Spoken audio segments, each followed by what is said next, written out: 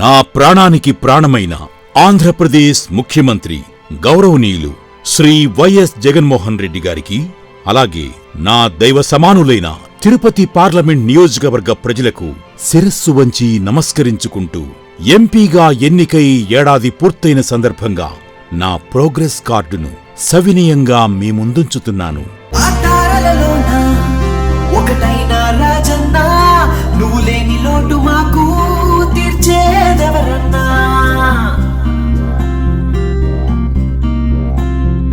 గుండెల్లో బాధలని పోగొట్టేదెవడన్నా, కష్టమైనా నష్టమైనా ఆదుకునేదెవడన్నా.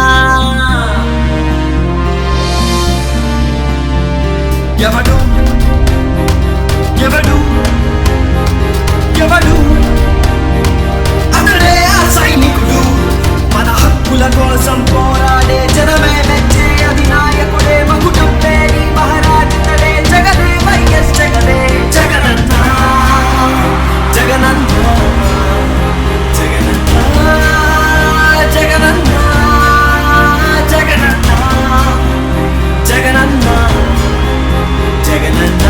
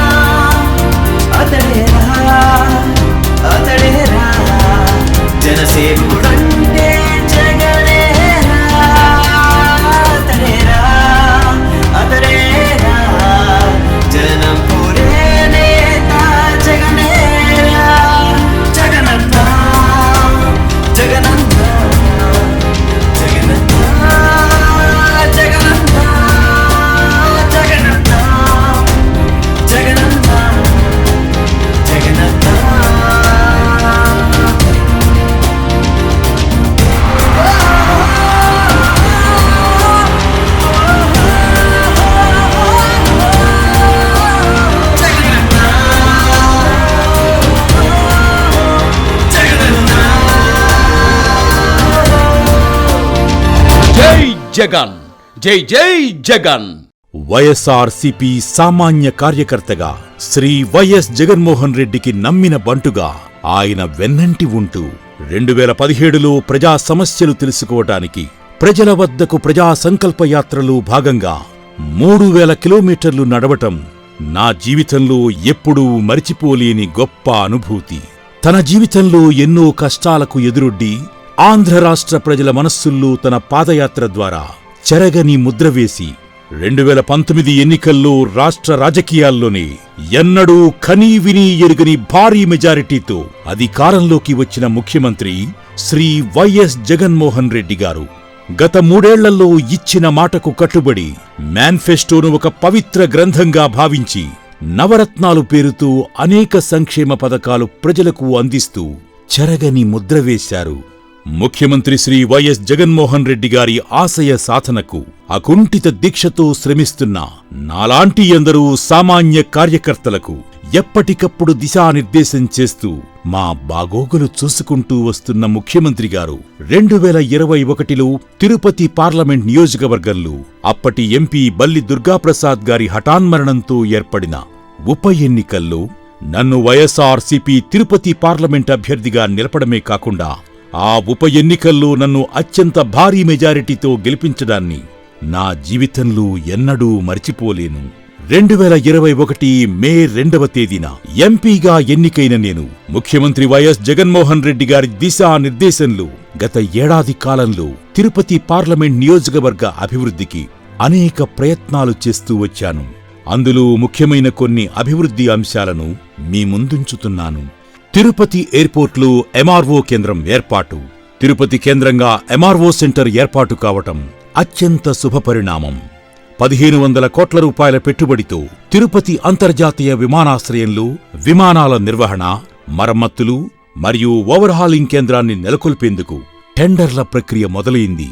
ఇందుకు సహకరించిన కేంద్ర రాష్ట్ర ప్రభుత్వాలకు మరియు ఇన్వెస్ట్ ఇండియా ప్రతినిధులకు నేను ఎంతో రుణపడి ఉన్నాను. తిరుపతి విమానాశ్రయంలో Srivani trust current booking ticket counter ప్రపంచం నలుమూలల నుంచి తిరుమల శ్రీవారి దర్శనార్థం వచ్చే భక్తుల సౌకర్యార్థం తిరుపతి విమానాశ్రయంలో శ్రీవాణి ప్రత్యేక దర్శనం టికెట్ల కౌంటర్ ఏర్పాటుకు మార్గం సుగమమైంది. ఈ కౌంటర్లు ప్రారంభమైతే విమానాల ద్వారా తిరుపతి చేరుకునే భక్తులందరూ కరెంట్ బుకింగ్ ద్వారా శ్రీవారి దర్శనం టికెట్లను తిరుపతి విమానాశ్రయంలోనే ఇకపై పొందవచ్చు. NBPPL Mannavaram electrical manufacturing cluster SEZ గత దశాబ్దంగా మరుగున పడిన మన్నవరం ప్రాజెక్టును పునరుద్ధరించేందుకు కేంద్ర ప్రభుత్వంతో అనేక పర్యాయాలు సంప్రదింపులు జరిపి ఒక మెగా మ్యానుఫ్యాక్చరింగ్ క్లస్టర్ ఏర్పాటు దిశగా కార్యాచరణ రూపొందించుకుంటుంది. ఈ క్లస్టర్లో సెమీకండక్టర్ తయారీ పరిశ్రమలతో పాటు అనేక అనుబంధ పరిశ్రమలను స్థాపించేందుకు ప్రయత్నాలు జరుగుతున్నాయి. ఈ పరిశ్రమల స్థాపనకు ఇప్పటికే ఆంధ్రప్రదేశ్ ప్రభుత్వం 753 ఎకరాల భూమి కేటాయింపు పూర్తి చేయటంతో పాటు అవసరమైన మౌలిక సదుపాయాలు కూడా కల్పించింది. క్రిప్కో ఎరువుల కర్మాగారం తిరుపతి జిల్లాలోని సర్వేపల్లి సమీపంలో బయో ఎథనాల్ ఇంధనం క్రిప్కో ఫ్యాక్టరీని స్థాపించడానికి ఏర్పాట్లు జరుగుతున్నాయి. ఈ పరిశ్రమ స్థాపనకు కేంద్ర ఎరువుల శాఖ మంత్రి శ్రీ భగవంత్ ఖుబా గారి సహకారం మరువలేనిది.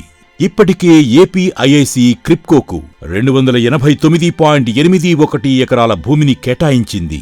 ఇందులో బయో ఎథనాల్ ప్రాజెక్ట్ స్థాపనకు వేగంగా చర్యలు తీసుకోబడుతున్నాయి. పులికాట్ సరస్సు మరియు సముద్ర తీర మత్స్యకారుల సమస్యలు తీర్చే దిశగా అడుగులు.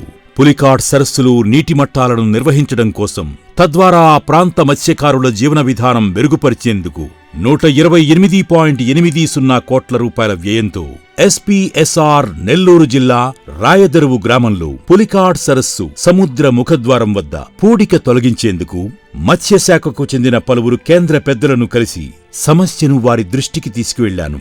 తమిళనాడు, ఆంధ్రప్రదేశ్ జాలర్ల మధ్య ఎన్నో ఏళ్లుగా నలుగుతున్న వివాదానికి శాశ్వత పరిష్కారం త్వరలో లభించనుంది. తిరుపతి నగరంలో ఆరోగ్య మౌలిక సదుపాయాల కల్పన కోసం ప్రత్యేక చికిత్సలను అభివృద్ధి చేయడానికి స్విమ్స్ సూపర్ స్పెషాలిటీ ఆసుపత్రికి మరిన్ని నిధులు మంజూరు చేయాలని కోరాను. అలాగే రుయా హాస్పిటల్లో తగినన్ని మౌలిక సదుపాయాలను ఏర్పాటు చేసేందుకు ప్రణాళిక రూపొందించి రాష్ట్ర ప్రభుత్వం ద్వారా పేద ప్రజలకు కార్పొరేట్ స్థాయి వైద్యం అందించే దిశగా కార్యాచరణ త్వరలో అమలుకు నోచుకోనుంది. గౌరవ ముఖ్యమంత్రి శ్రీ వైఎస్ జగన్మోహన్ రెడ్డి గారి ఆదేశానుసారం తిరుపతిని మెడికల్ హబ్గా తీర్చిదిద్దేందుకు అనేక దీర్ఘకాలిక ప్రణాళికలు అమలు కాబడుతున్నాయి. ఆలయ పర్యాటకాన్ని అభివృద్ధి చేసేందుకు నెల్లూరు, తిరుపతి ప్రాంతాల మధ్య టూరిజం సర్క్యూట్ను తీసుకురావాలని, ఇతర పండుగలతో సమానంగా బ్రహ్మోత్సవాలను ఐటీసీ క్యాలెండర్లో తిరుమల ఆలయ బ్రహ్మోత్సవాలను చేర్చేందుకు చేసిన ప్రయత్నాలు ఫలించాయి. నెల్లూరు నుండి తడ వరకు 120 కిలోమీటర్ల తీర ప్రాంతంలో ఎకో బీచ్ల టూరిజంను అభివృద్ధి చేయడానికి మరింత కృషి చేస్తున్నాను. సూళ్లూరుపేట వన్యప్రాణి డివిజన్లో జీవ వైవిధ్య అభివృద్ధికై ప్రణాళికలు సిద్ధమై త్వరలో కార్యరూపం దాల్చనున్నాయి. ఎస్వి యూనివర్సిటీ సమీపంలో రైల్వే ఫ్లైఓవర్ నిర్మాణం పూర్తి. 5 ఏళ్ల క్రితం 152 కోట్ల రూపాయలతో ప్రారంభించిన రైల్వే ఫ్లైఓవర్ నిర్మాణం పూర్తి చేయడంలో జరిగిన జాప్యంపై జోక్యం చేసుకోవడంతో త్వరితగతిన నిర్మాణం పూర్తయింది. తత్ఫలితంగా తిరుపతి నగరానికి నిత్యం పలు అవసరాలతో విచ్చేసే వేలాది మంది ప్రజలకు ఉపశమనం కలిగింది. ఇలా 1 కాదు 2 కాదు, ఎన్నో కొత్త ప్రాజెక్టులను అభివృద్ధి పనులకు ప్రయత్నాలు నిర్విఘ్నంగా చేస్తూనే ఉన్నాను.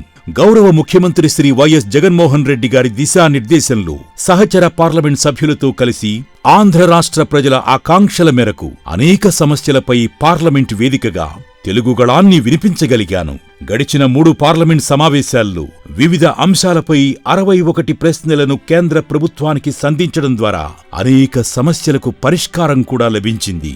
ఇదే కాకుండా గౌరవ ముఖ్యమంత్రి శ్రీ వైఎస్ జగన్మోహన్ రెడ్డి గారి ఆదేశానుసారం తిరుపతి పార్లమెంట్ నియోజకవర్గ ప్రజలకు, కార్యకర్తలకు ఎల్లవేళలా అందుబాటులో ఉంటూ వారి సమస్యలను పరిష్కరిస్తూ మానవ సేవే మాధవ సేవగా జగనన్న స్ఫూర్తితో తిరుపతి ఎంపీగా ఏడాది కాలాన్ని పూర్తి చేసుకోగలిగాను. ఇలాగే భవిష్యత్తులో కూడా జగనన్న నీడలో తిరుపతి పార్లమెంట్ నియోజకవర్గ అభివృద్ధికి అకుంఠిత దీక్షతో పునరంకితమవుతానని తెలియజేసుకుంటూ మీ ప్రజాసేవకుడు మద్దిల గురుమూర్తి, తిరుపతి ఎంపీ.